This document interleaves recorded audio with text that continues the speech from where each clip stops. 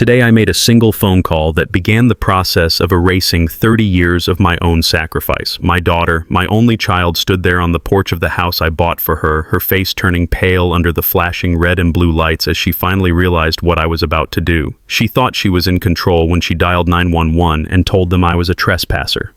She believed her expensive education and her fancy fiancé gave her all the power.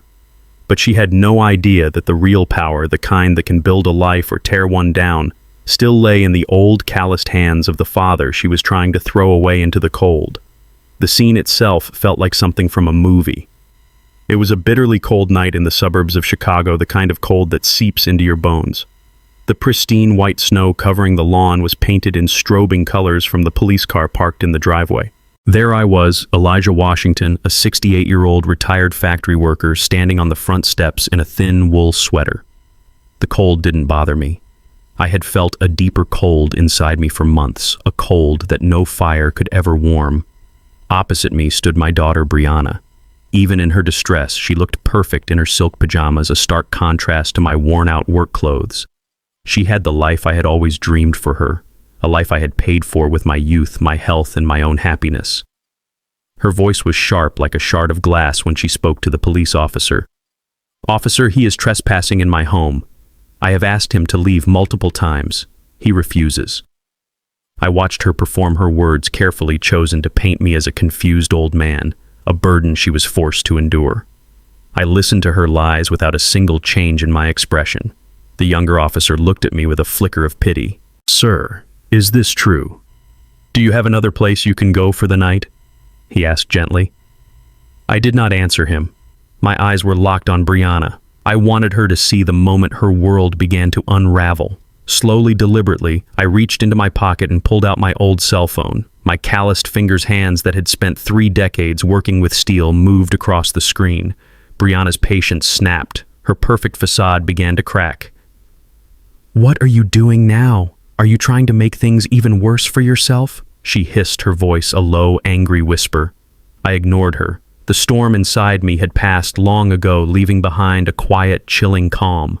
The calm of a man who had nothing left to lose, and therefore nothing left to fear. "Actually, officer," I said, my voice steady, cutting through the cold night air, "I need to make a quick call first." The second officer started to object, to say that this could wait, but he stopped when he saw my eyes. He must have seen that this could not wait. This was the most important call of my life. Brianna took a step forward, her hands clenched into fists. "Just go." "Why do you have to be so difficult?" she demanded. I pressed the call button and lifted the phone to my ear, my gaze never leaving her face. "No," I said, my voice low but clear enough for everyone to hear. "I am calling my real estate attorney." The effect was immediate and profound. It was as if I had thrown a bucket of ice water on her. The angry confidence vanished from her face. Her mouth opened slightly, but no words came out. The color drained from her cheeks, leaving her looking as white as the snow at her feet. In her eyes, I saw it. I saw the flicker of confusion followed by the dawning horror of understanding, and then finally pure, unadulterated panic. The brilliant Dr. Brianna Washington, the woman who thought she had everything figured out, had just realized she had made a catastrophic, life-altering mistake. The 2 police officers just stood there, looking back and forth between us, completely bewildered. They had responded to a simple trespassing call. They had no idea they had just witnessed the beginning of the end. As my daughter's panicked face froze in the flashing lights, the present moment seemed to dissolve around me. Her features, twisted in disbelief, faded away, and I was transported back 30 years. The image in my mind was so clear, so vivid. It was a warm summer afternoon. I was younger then, strong and full of endless hope, my body not yet broken by decades of hard labor. Little Brianna, my beautiful baby girl, was perched on my shoulders, her tiny hands tangled in my hair, her laughter like a melody that could cure any hardship. We were standing on an empty plot of land, a patch of dirt and wild grass that held all of my dreams. That patch of dirt was my promise to her. They always say a parent's love is unconditional. It's a beautiful sentiment, a noble idea. But what they don't tell you is that sometimes the price of that unconditional love is your own soul. They don't tell you that you can pour so much of yourself into your child that one day you wake up and find there's nothing left of the person you used to be. I bought that land with every penny I had saved after 10 long years at the steel mill. 10 years of double shifts of coming home too tired to eat, of smelling like grease and sweat. And I built that house myself with my own 2 hands. Every brick I laid, every beam I hoisted into place was soaked with my sweat, my blood, and my unwavering belief that I was building a fortress for my daughter. A place where she would always be safe, always be loved, and from which she could launch herself into a world far better than mine.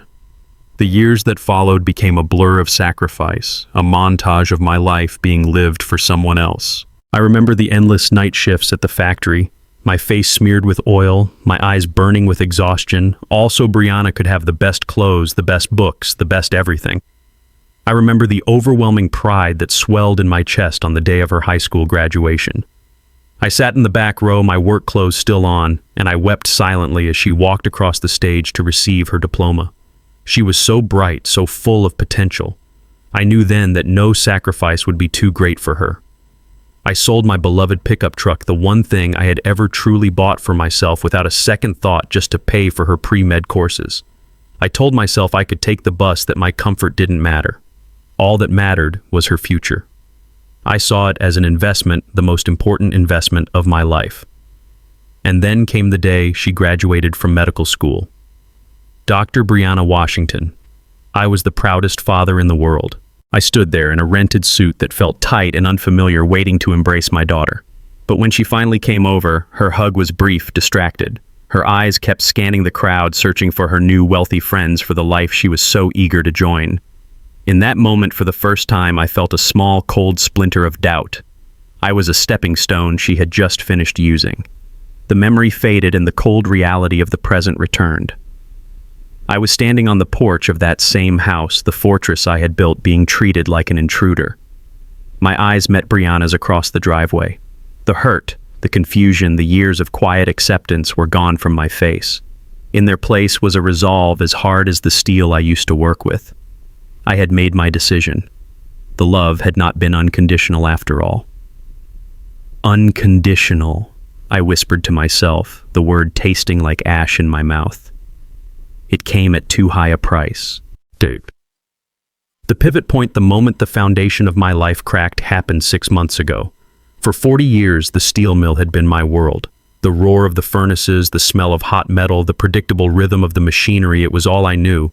It was the place that had taken my youth, but in return had allowed me to give Brianna a future. I was just a few years from a full pension, a quiet retirement I had earned. But fate, as it often does, had other plans. It was a Tuesday. I remember the sky was a brilliant, cloudless blue. Inside the mill, it was as loud and chaotic as ever. I was supervising a new crane operator when I heard a shout, a sound of pure panic that cut through the industrial noise. I looked up and saw it, a massive steel I-beam, slipping from its harness, swinging wildly through the air directly above me. I had no time to run. There was just a deafening crash, a flash of white-hot pain in my leg, and then darkness. I woke up in a hospital bed, the sterile smell of antiseptic filling my nostrils. The doctor's words were direct clinical. My leg was shattered in multiple places. There would be surgeries, metal plates, and months of physical therapy. But my days of walking the factory floor were over. The company gave me a small early retirement settlement, a fraction of what my full pension would have been. It was barely enough to cover the mounting medical bills. My independence, the one thing I had cherished my entire life, was gone in an instant. I had spent a lifetime being the provider, the rock. Now I was the one who needed help. Making that call to Brianna was the hardest thing I had ever done.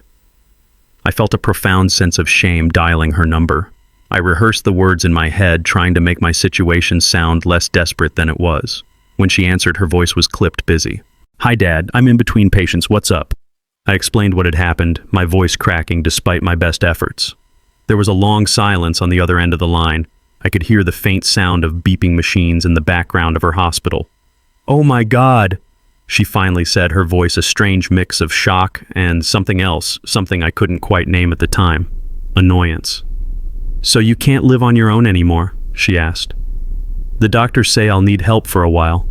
I admitted, my voice small. "I was wondering if maybe just for a little bit I could stay with you." Another long pause. "Okay, Dad," she said, her voice flat. "I'll come get you when they discharge you. We'll figure something out." The day she picked me up, the silence in her luxury car was deafening. I had only one suitcase with me containing the few possessions that mattered from my small apartment. As she drove, I looked at her perfect profile, the determined set of her jaw. She was a world away from the little girl I had carried on my shoulders. When we arrived at my house, she led me inside. The place was immaculate, decorated with a cold, minimalist style that felt nothing like the warm home I had envisioned. She didn't lead me upstairs to one of the empty guest rooms. Instead, she opened a door near the kitchen that led down a steep set of wooden stairs. "I'm sorry, Dad," she said, not looking at me, "but this is the only place I could really set up for you. There's a bathroom down here and everything. It's just that Andre and we need our privacy, our space." I followed her down into the basement. The air was cool and smelled of damp concrete. A single bare bulb hanging from the ceiling cast long, eerie shadows across the room. There was an old bed in the corner and a worn-out armchair. It was a place to exist, not a place to live. I felt my heart sink, but I forced a smile onto my face. I didn't want her to feel guilty. I didn't want to be a burden. "It's okay, sweetheart." I lied, the words feeling like sandpaper in my throat. "This is perfect. It's just temporary.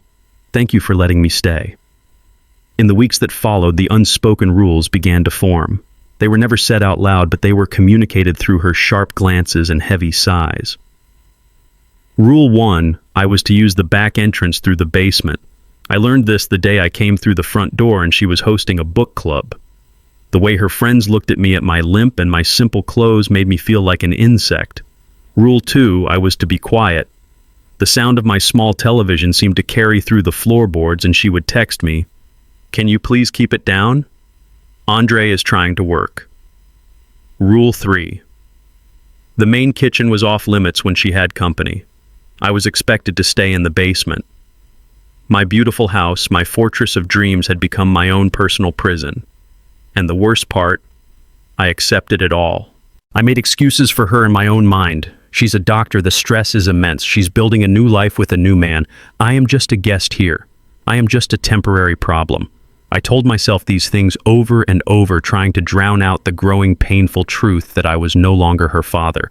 I was just her shame. The slow, steady drip of water in the basement bathroom had been the soundtrack to my life for months. Drip, drip, drip. A constant, maddening reminder of the decay and neglect that surrounded me. The small space was always damp, a faint smell of mildew clinging to the thin towels. I had tried to fix the leaky faucet myself, but my hands, once so skilled with tools, were now stiff and clumsy.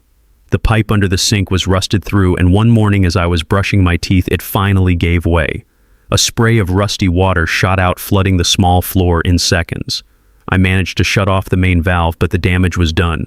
The bathroom was unusable. For 2 days I tried to manage. I used buckets of water and avoided making a fuss.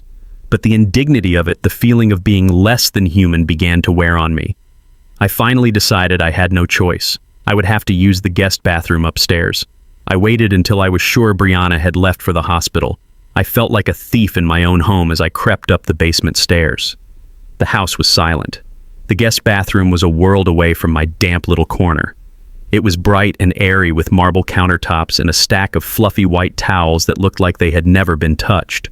The soaps were expensive, smelling of lavender and sandalwood. It was the bathroom of a stranger, a person who lived a life of effortless comfort.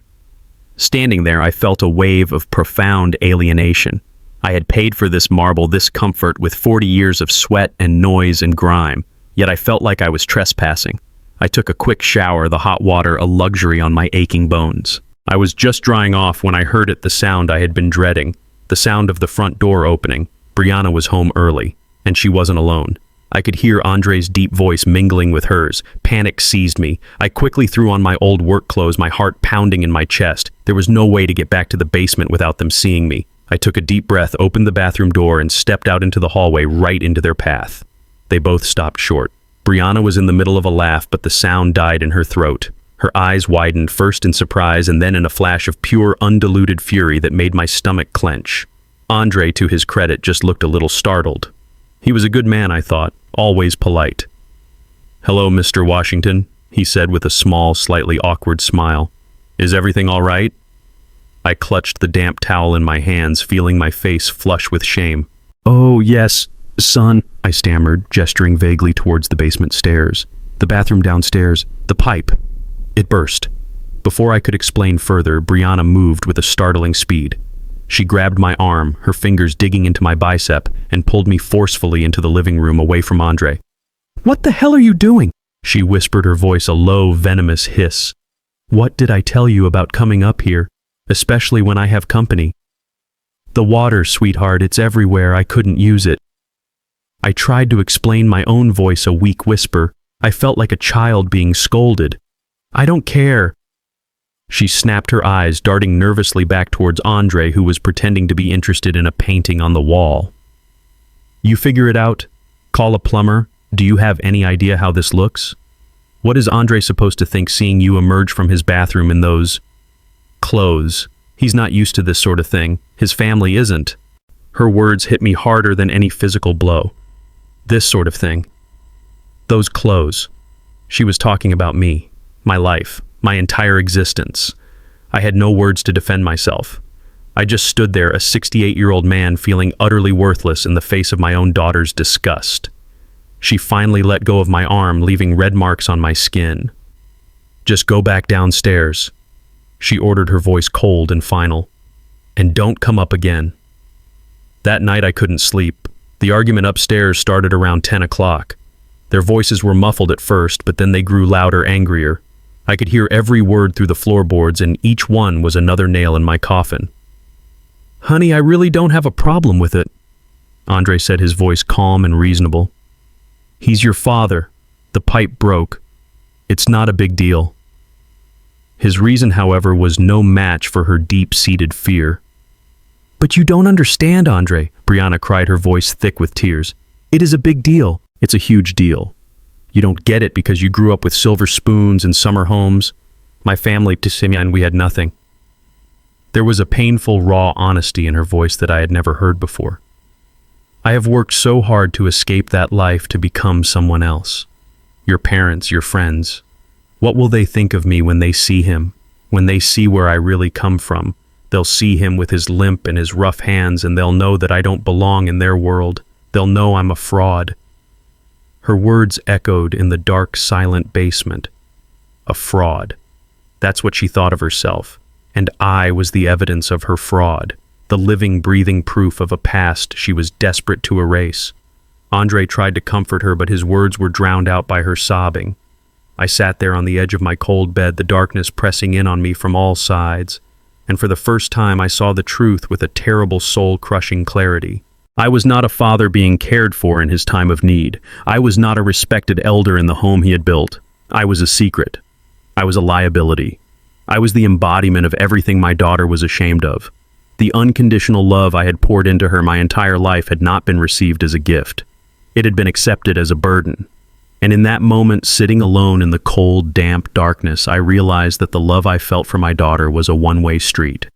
And I was standing at a dead end. The night it all ended was the night of the dinner party. From my basement room, I could hear the sounds of a life I was not a part of. The gentle murmur of sophisticated conversation, the clinking of wine glasses, and the soft strains of classical music filtered through the floorboards above me. It was the night Brianna was formally introducing Andre's parents to her world. Or rather, the world she had carefully constructed. The house was immaculate. Earlier in the day, she had come down to give me my instructions. I was not under any circumstances to leave the basement. She had left a tray with a sandwich and a bottle of water for me, as if I were a dog being left for the weekend. "They are very important people, Dad," she had said, her voice strained. "Everything needs to be perfect." I had simply nodded, the familiar shame washing over me. As the evening wore on, the throbbing in my leg began to intensify. It started as a dull ache, a familiar companion since the accident, but it grew steadily into a sharp, searing pain that made it impossible to sit or lie down comfortably. It felt like hot needles were being driven into my bone. I looked for the bottle of prescription painkillers the doctor had given me. It was empty. A wave of cold panic washed over me. I knew there was a full bottle in the medicine cabinet upstairs in the main kitchen. I wrestled with myself for what felt like an eternity. I could hear their laughter, the sounds of their perfect evening. My presence would be a stain on her masterpiece, but the pain was becoming unbearable. It was a relentless, grinding agony that clouded my thoughts. After another hour of suffering in silence, drenched in a cold sweat, I made a decision. I had to get the medicine. My journey up the basement stairs was the most treacherous I had ever made. I moved like a ghost, my hands sliding along the cold concrete wall for support. Every step sent a jolt of pain through my leg. I held my breath, listening intently, trying to time my movements with the lulls in their conversation. The kitchen was empty, bathed in the soft glow of the under-cabinet lights. The medicine cabinet was right over the sink. I fumbled with the child-proof cap, my hands trembling from the pain. I finally managed to get it open, shaking 2 of the small white pills into my palm. Relief was just seconds away.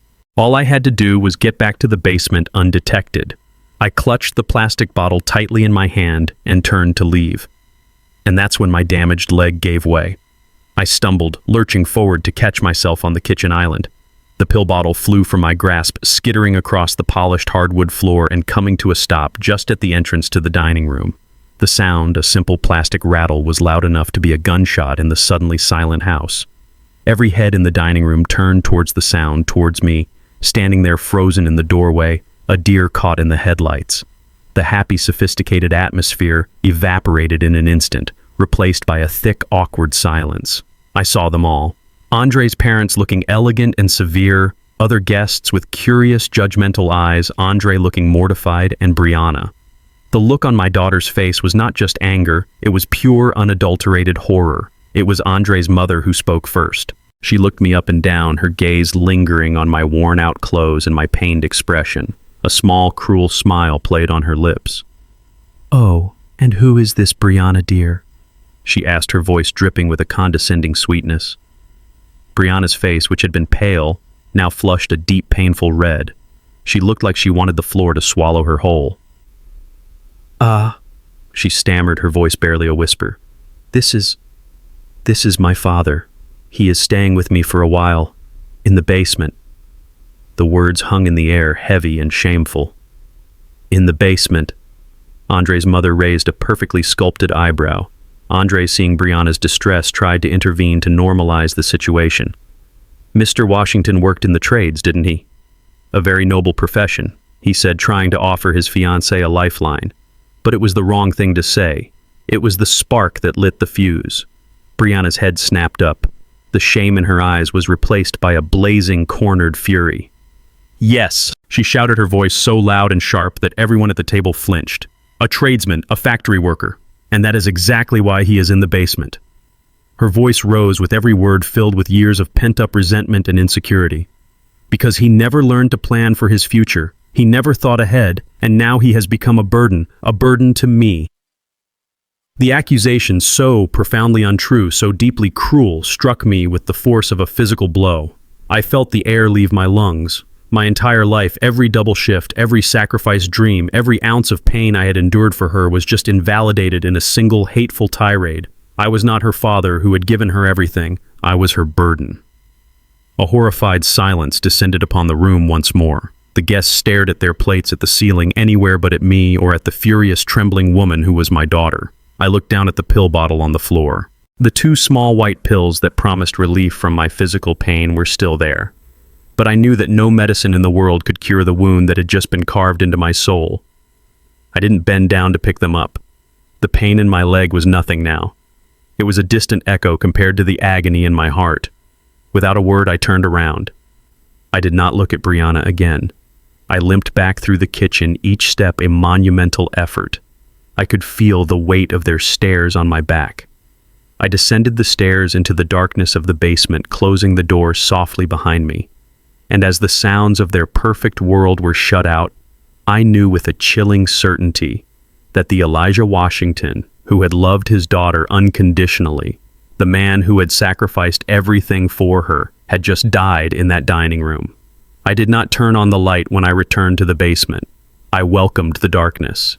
It felt like a fitting companion to the black, empty cavern that had opened up inside my chest. The searing pain in my leg was gone. Or perhaps it was still there, simply muted and insignificant compared to the new all-consuming agony of my daughter's betrayal. Her words echoed in the suffocating silence, each one a fresh stab into a wound that would never heal. Burden. He never planned for his future. Burden. I sat on the edge of the lumpy mattress, my hands hanging limply between my knees, and I let the despair wash over me. I thought of my wife, Sarah. What would she think if she could see this? See the daughter we had raised, the girl we had poured all our love and dreams into, treat her own father with such venomous contempt. My eyes fell upon an old, dusty wooden box tucked under the bed. It was Sarah's memory box. I hadn't opened it in years, the pain of her loss, still too raw. But tonight I needed to feel her presence. I needed to be reminded of a time when I was loved without reservation. I pulled the box out, the lid creaking as I opened it. The faint scent of her perfume, a mix of vanilla and roses, rose up to greet me, and for a moment I could almost feel her there in the darkness with me. Inside were the treasured relics of our life together, a faded photograph of our wedding day, both of us so young and full of hope. A bundle of letters I had written her when I was working out of town. A single, perfectly preserved rose from our first anniversary. My fingers trembled as I sifted through the memories, each one a bittersweet reminder of what I had lost. And then, at the very bottom of the box, I found it. It was a thick manila envelope tied with a faded ribbon. Inside was a stack of official-looking documents, the original deed and title to the house. I unfolded the main document, my eyes scanning the dense legal text. And there it was printed in bold, unmistakable letters. Owner Elijah Washington, sole proprietor. A jolt like an electric current shot through me. I remembered the conversation so clearly. Sarah and I had been sitting at our small kitchen table signing the final paperwork. Shouldn't we put it in Brianna's name too, I had asked. And Sarah, always so practical, so wise, had shaken her head. No, honey, she had said gently. Let's keep it in your name for now. She's young. You never know what the future holds. This way, you'll always have a safety net. My safety net. My wife's foresight from beyond the grave had just handed me a shield. Or maybe it was a sword. I sat there for what felt like hours, the document clutched in my hand, the darkness of the basement slowly being replaced by the cold, hard light of resolve. The grief in my heart began to recede, replaced by something else, something I hadn't felt in a very long time. Anger. A pure, clean, righteous anger. The love had been burned away, and what remained was as hard and unyielding as steel. That's when I heard the heavy footsteps on the stairs. The basement door flew open, slamming against the wall. Brianna stood there, silhouetted by the light from the kitchen, her face a mask of fury. "You ruined everything!" she screamed, her voice echoing in the small space. "Do you have any idea how you embarrassed me? Andre's parents think I come from trash. They think my father is a pathetic, homeless old man." I did not flinch. I did not look away. I simply looked up at her from the bed, my expression unreadable. The man she was screaming at was not the same man who had limped away from her dinner party. That man was gone forever. "This is my house, Brianna," I said. My voice was quiet, devoid of all emotion, and the calmness of it seemed to startle her more than any shout could have. She stared at me for a second, then let out a sharp, cruel laugh. "Your house," she scoffed, her voice dripping with scorn. "You are just a crippled old man living in my house, eating my food, breathing my air. You are nothing. I want you to get out right now. Pack your pathetic little bag and get out of my life, or I swear I will call the police." She stood there, chest heaving, expecting me to beg to apologize, to crumble as I always had. But I just held her gaze. I thought of the deed in my hand. I thought of my wife's love. I thought of 40 years of sacrifice being called a burden. I slowly rose from the bed, my injured leg protesting, but my spirit feeling stronger than it had in decades. I looked my daughter, my own flesh and blood, directly in the eye, and I issued my challenge. "Go ahead," I said. For a moment she was stunned into silence. She had expected a fight or a surrender, not a calm invitation. She saw the new strength in my eyes, the absence of fear, and it enraged her. It was the final, unforgivable act of defiance. Her face hardened into a mask of pure hatred. With a trembling hand, she pulled out her phone. I watched a detached observer as she dialed the 3 numbers that would sever the final thread of our relationship. "Yes, I need the police," she said into the phone, her eyes still locked on mine. "There's a man in my house who refuses to leave. He's trespassing." She gave the operator her address, my address, and then hung up. The silence that followed was absolute. She stood there defiant. I stood there resolute. The wail of distant sirens began to cut through the night. The final act had begun, and as I turned to walk up the stairs to meet them, I knew this was not my defeat. This was my declaration of war. The morning after the world ended, I woke up in a cheap motel room on the outskirts of Chicago. The faded floral wallpaper was peeling at the corners, and the air smelled faintly of stale smoke and disinfectant. It was a world away from the silent, polished luxury of the house I had left behind, and yet for the first time in 6 months, I felt a sense of peace. The grief and shock from the previous night had solidified into something hard and clear, a purpose. I was no longer a victim adrift in my daughter's sea of ambition and shame. I was a man with a plan. I showered the weak stream of lukewarm water, feeling like a baptism. I dressed in the simple, clean clothes I had packed in my single suitcase and sat on the edge of the lumpy bed. The first call was the easiest. I dialed the number for my attorney, a man named Mr. Davies who had handled my wife's will years ago. "Mr. Davies," I said when he answered, my voice clear and firm. "This is Elijah Washington. I need to sell my property at 123 Oak Street, immediately." There was a pause on the other end of the line. "Elijah, is everything all right? That's Brianna's home, isn't it?" His concern was genuine, but I had no room for sentimentality. "It is my home, Mr. Davies. The title is in my name and I wish to sell it. I want the fastest possible sale, and I am willing to be very flexible on the price to make that happen." I could hear him shuffling papers. "Well, yes, I remember now. It is solely in your name. This is unexpected, Elijah. Are you sure you want to do this?" "I have never been more sure of anything in my life," I said, and the conviction in my own voice surprised me. "Please draw up the necessary paperwork and begin the process. I have a potential buyer in mind already."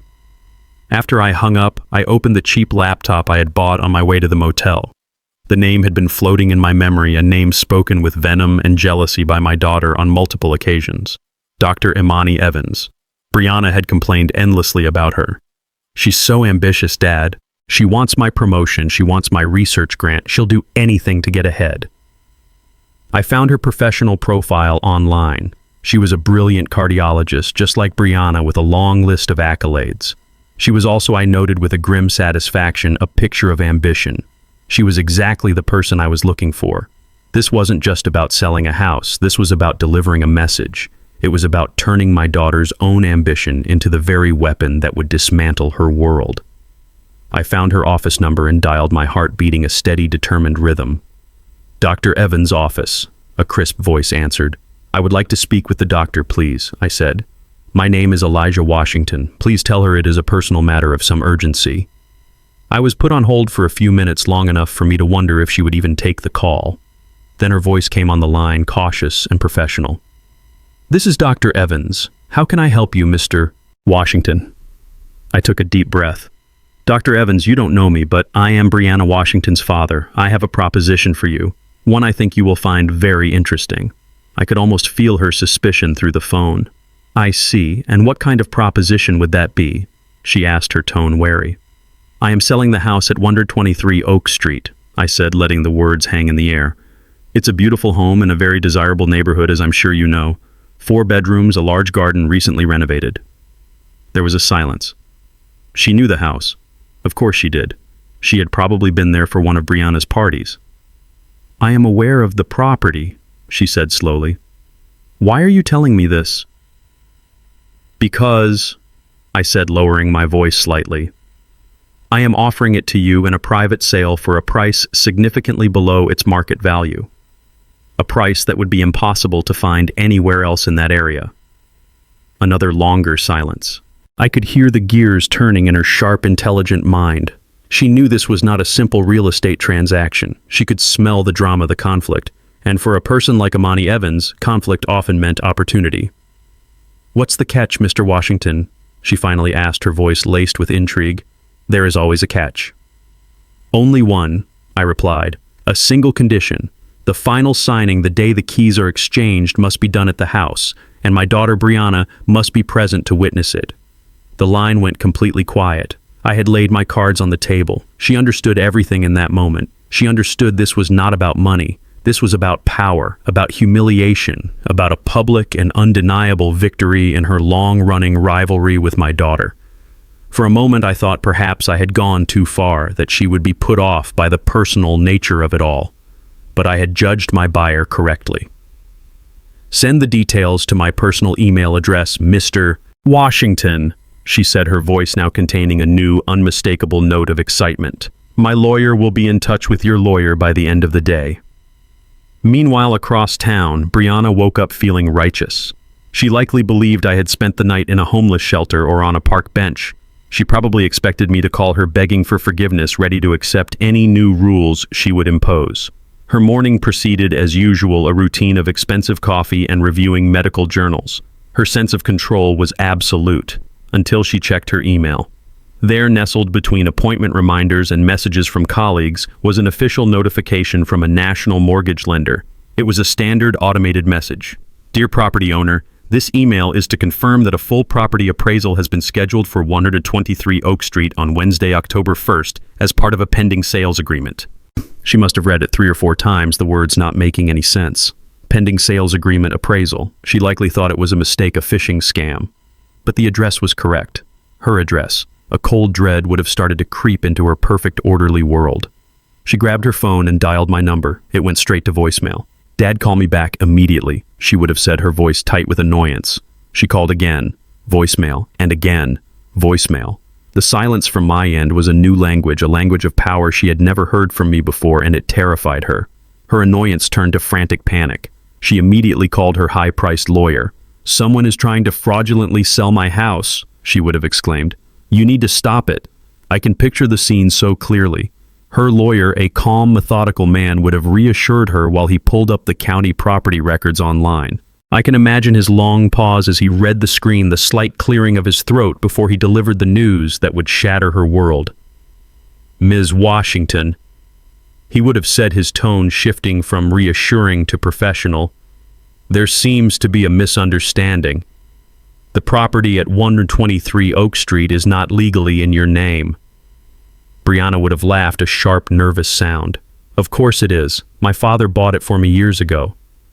"He may have bought it for you," the lawyer would have corrected gently, "but he never transferred the title. According to these records, which are legally binding, the sole owner of the property is Mr. Elijah Washington, and everything he is doing, including listing the house for sale, is perfectly within his legal rights. I'm afraid there is nothing you can do to stop him." The phone would have slipped from her hand. The man she had called a burden. The crippled old man she had thrown out of her house, the factory worker whose past she was so ashamed of, held all the cards. She was living on borrowed time in a borrowed house, and her lease had just been terminated. The foundation of her entire life was a lie, and the father she had broken had just become the architect of her destruction. The week that followed was the longest of my life. My lawyer, Mr. Davies, worked quickly, his professional efficiency a stark contrast to the emotional chaos that had consumed my world. I spent my days in the sterile quiet of the motel room, reviewing documents, signing papers, and methodically dismantling the life I had built. I did not feel sadness. I did not feel regret. I felt like a surgeon performing a necessary but painful operation, cutting away a diseased part of my past to save my future. My house was emptied by a professional moving company. I instructed them to donate everything. The furniture I had bought, the pictures on the wall, the very dishes we had eaten from. I wanted no reminders. I wanted a clean break. On the final day, the day of the closing, I returned to the house one last time.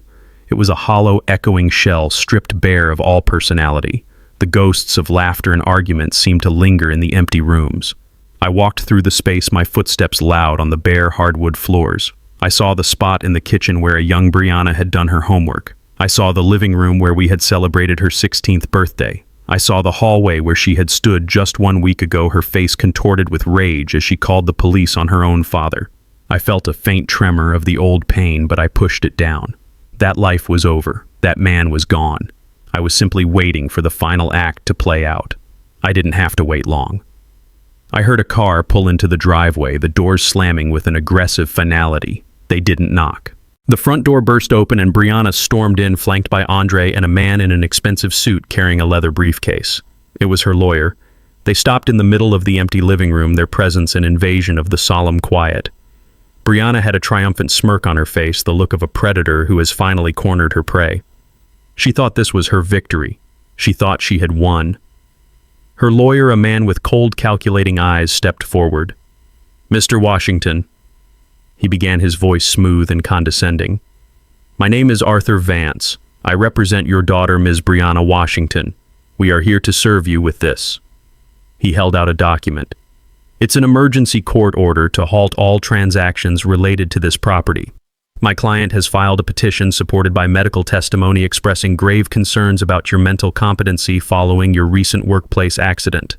We allege that you are not in a sound state of mind to make such a significant financial decision. The court has agreed to hear the case." He was trying to have me declared mentally incompetent. My own daughter was trying to strip me of my rights, to paint me as a senile old fool, all to keep a house. The sheer breathtaking cruelty of it was almost impressive. I didn't take the paper. I simply looked at Brianna. The smirk on her face widened. "The game is over, Dad," she said, her voice dripping with mock pity. "You can't do this to me. I'm protecting you from yourself." Andre stood behind her, his expression a mixture of discomfort and misplaced loyalty. He was a passenger in a car he didn't know how to stop. At that exact moment, a sound cut through the tense air. The gentle, melodic chime of the doorbell. It was a sound of polite interruption, a sound that did not belong in this ugly, brutal confrontation. Brianna shot an annoyed glance at the door, irritated by the intrusion on her moment of triumph. "Don't answer that," she snapped at me. "We are not finished here." But I was already moving my limp slow and deliberate as I walked towards the door. Every step felt heavy with significance. I was walking away from my old life and towards my new one. I reached the door, turned the handle, and pulled it open. Standing on the porch, looking radiant and confident in a stylish business suit, was Dr. Imani Evans. She smiled a bright, triumphant smile that was meant only for me. "Am I interrupting anything?" she asked, though we both knew the answer. "Not at all," I said, my voice calm and welcoming. "You are right on time. Welcome to your new home, Dr. Evans." I stepped aside to let her in. The effect of her entrance was like a bomb detonating in the silent room. I turned to watch my daughter's face. The victorious smirk did not just vanish, it shattered. Her jaw went slack. The color drained from her cheeks, leaving her skin a pasty, sickly white. Her eyes, wide with dawning horror, darted from Dr. Evans' smiling face to my calm expression and back again. She understood. In that single, devastating moment, she understood everything. Andre looked utterly bewildered, his head turning back and forth between the two women, the two brilliant cardiologists, the two fierce rivals now standing in the same room. He could feel the tectonic plates of his world shifting beneath his feet. Brianna's lawyer was the first to recover, though his professional composure was visibly shaken. "What is the meaning of this?" he stammered. "This transaction has been legally halted." I turned my attention to him, my voice as cold and hard as the marble countertops that were no longer mine. "I'm afraid you are too late, counselor," I said. "Your emergency order is meaningless. The contract of sale was signed, notarized, and legally filed with the county 3 days ago. This house no longer belongs to me." I reached into my pocket and pulled out the set of keys. I walked over to Dr. Evans right in front of my daughter and held them out to her. "It's all yours," I said, my voice softening for the first time. "I hope you make many happy memories here." Imani took the keys, her fingers brushing against mine. "Thank you, Elijah," she said, using my first name with a familiarity that was both a courtesy and a final twist of the knife. "I promise I will take wonderful care of the place." I had one final piece of business. I turned to face my daughter one last time. She was a statue carved from shock, her eyes empty, her dreams in ruins around her. "You were right, Brianna," I said, my voice quiet but carrying across the echoing room, "when you told me I was a burden, a man with no plan for his future. You were right. It was a burden to love someone so much that you forget to love yourself." I then shifted my gaze to Andre, who looked like he wanted to be anywhere else on earth. "You know, Andre," I said conversationally, "it turns out your future father-in-law did have a plan for his future after all. It just didn't include any of this." I gestured around the empty room at his shell-shocked fiancée, at her vanquished lawyer. My plan was for me. I looked back at Brianna, at the ruins of the daughter I had once loved. I felt nothing. No pity, no anger, no love. Just a vast, empty peace. "Goodbye, Brianna," I said. Then I turned, and without looking back, I walked out the front door, leaving them all behind in the house of their own making. For Brianna, the consequences of her actions were as swift as they were brutal. The first pillar of her carefully constructed life to crumble was Andre. The conversation happened later that same day after Dr. Evans had graciously asked them to leave her new home. They drove back to Andre's apartment in a thick, suffocating silence. He did not look at her. He just stared straight ahead, his hands gripping the steering wheel so tightly his knuckles were white. When they were inside his pristine minimalist apartment, he finally spoke, his voice devoid of the warmth she was so used to. It was the calm, detached voice of a doctor delivering a terminal diagnosis. "I can't do this, Brianna," he said, not with anger but with a profound and unshakable sadness. "I can't marry you." She had expected a fight, an argument, a chance to explain, to manipulate, to smooth things over as she always did. But there was no room for negotiation in his eyes. "Because of the house?" she asked, her voice sounding pathetic even to her own ears. "Because of the money?" He finally looked at her and his gaze was one of utter disappointment. "The house, the money, Brianna, do you really think that's what this is about?" he asked, a humorless laugh escaping his lips. "I watched you try to destroy your own father today. A man who, from what I've gathered, sacrificed his entire life for you. You didn't just throw him out of a house, you tried to erase him, to have him declared incompetent, to strip him of his very dignity, all because you were ashamed. I thought I knew you, but the person I saw today, she is a stranger to me. I cannot build a life, a family with a stranger who is that cruel to her own blood." He walked over to the fireplace and removed their engagement photo from the mantel. He handed it to her. "I think you should go," he said. And just like that, her future, the one she had sacrificed her soul for, was over. The second pillar to fall was her career. The story of the sale, of the public humiliation, spread through the hospital like a virus. Dr. Imani Evans was not discreet in her victory. She hosted a housewarming party and invited every influential doctor and board member from the hospital. The story became hospital legend. Brianna, once the golden child, the brilliant rising star, became a pariah. Colleagues who used to vie for her attention now avoided her in the hallways. Nurses whispered behind their hands when she walked by. Her patients, some of whom had heard the story, looked at her with a new, unsettling mixture of pity and distrust. Her ambition, once a powerful engine, now had nowhere to go. She was professionally isolated, a ghost in the very halls where she had once planned to rule. The reputation she had valued more than her own father was now in ruins, destroyed by the very man she had tried to discard. Months passed. Brianna moved into a small, sterile apartment on the other side of the city. The silence in the small space was a constant companion, giving her nothing to do but confront the wreckage of her life. Without the distraction of a glittering social life or the validation of her colleagues, she was forced to look at herself. Really look at herself for the first time. The reflection that stared back was one she did not recognize, a hollowed-out woman whose ambition had consumed her humanity. One evening, while numbly flipping through television channels, she saw it. A local news segment about a new community initiative. It was the Washington Blue Collar Scholarship Fund, and there on the screen was her father. He looked happy. He looked healthy and at peace, surrounded by friends, speaking with a quiet dignity about honoring the sacrifices of working-class families. He never mentioned her name. He didn't have to. His new life, his noble legacy, was a silent and devastating indictment of the daughter who had thrown him away. Seeing him not as her burden but as a pillar of his new community was the final shattering blow to her pride. It was the catalyst that finally spurred her to action. She found him at the retirement community where he now lived. It was a beautiful place with manicured gardens and cheerful, sunlit common rooms. It was a place of warmth, of genuine friendship, of community. It was everything her life was not. She saw him before he saw her. He was sitting in the garden playing a game of chess with another resident, laughing at something his friend had said. The sound of his easy, genuine laughter was a sound she hadn't heard in years, and it was like a physical blow. He looked younger, lighter, free from the weight of her. She waited until his game was finished, her heart pounding a nervous rhythm against her ribs. When he finally looked up and saw her standing there, his smile did not falter, but a curtain seemed to fall over his eyes, his expression becoming neutral, guarded. She walked over her expensive shoes, feeling out of place on the simple stone path. She looked worn out, her face pale and her eyes shadowed with exhaustion. The arrogant, confident doctor was gone, replaced by a broken woman. "Dad," she began, her voice trembling on the verge of breaking. I was wrong." And as the words felt inadequate, pathetic, but they were all she had. I was so wrong. I let my fear of not belonging, my insecurity, I let it all turn me into a monster, a person I don't even recognize. Elijah did not respond immediately. He didn't offer comfort or condemnation.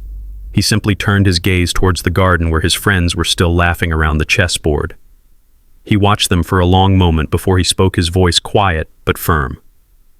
"Redemption doesn't come from words, Brianna," he said, still not looking at her. "It comes from actions." Tears streamed down her face, but she didn't wipe them away. She knew he was right. This was her last chance, not for his forgiveness, but for her own soul. "I know," she whispered. "I took a job at the community hospital, the one on the south side that serves the working-class families, people like you. It's not prestigious. It's just needed." She took a shaky breath, preparing for her final plea. "I want to help. I want to volunteer for the scholarship fund. I could mentor the students, help with applications. I know I don't deserve it. God, I know that. But I want to start over. I need to start over." She finally fell silent, her confession, her plea hanging in the air between them. The future of their relationship rested on his response. Elijah finally turned his head and looked at his daughter. He truly saw her, perhaps for the first time since she was a little girl. He saw the broken pieces, the genuine remorse, the fragile flicker of a desire to be better. He did not speak. He just looked at her, his expression a complex mixture of a lifetime of pain and a glimmer of something new. And then a single tear, the first he had shed in all these long, hard months, escaped from the corner of his eye and traced a slow path down his weathered cheek. The camera held on his face as the tear fell, a silent, ambiguous answer to an impossible question. The scene slowly faded to black, leaving only the question of whether a love so completely broken could ever truly be pieced back together again. True legacy isn't measured by the titles you purchase for your children, but by the integrity you uphold. Self-worth is not a gift others bestow upon you. It's a foundation you must build for yourself, even if it means dismantling the very house you once built for them.